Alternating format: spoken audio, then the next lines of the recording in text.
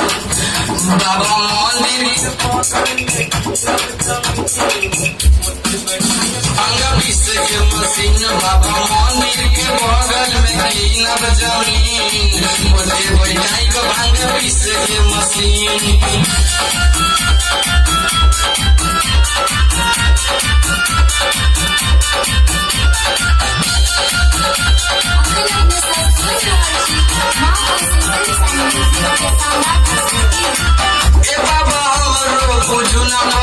आई छी तोरे दुआरे हो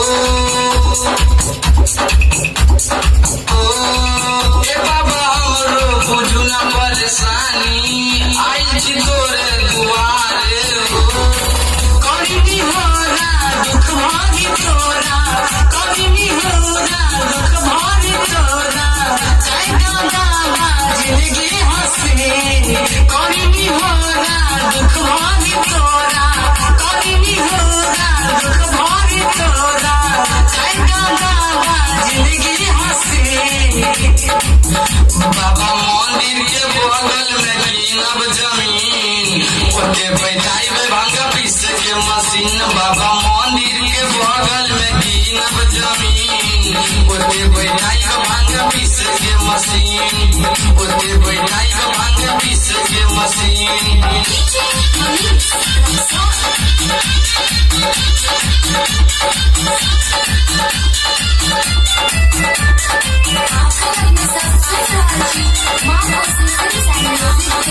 बिना लवर के जिंदगी उदास हो पूरा करी ना आकर मनावा के आस हो अपनी साल बेला और राइटर मोहन के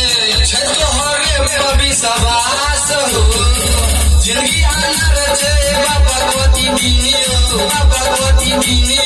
बाबा मंदिर के बगल में कीनब जमीन ओते बैठाई भांग पीस के मशीन बाबा मंदिर के बगल में कीनब जमीन ओते बैठाई भांग पीस के मशीन मंदिर के बाबा मंदिर के बगल में कीनब जमीन ओते बैठाई भांग पीस के मशीन बाबा मंदिर के बगल में कीनब जमीन ओते बैठाई भांग पीस के मशीन ओते बैठाई भांग पीस के मशीन अपने सब सुन रहल छी माँ म्यूजिक के शानदार प्रस्तुति।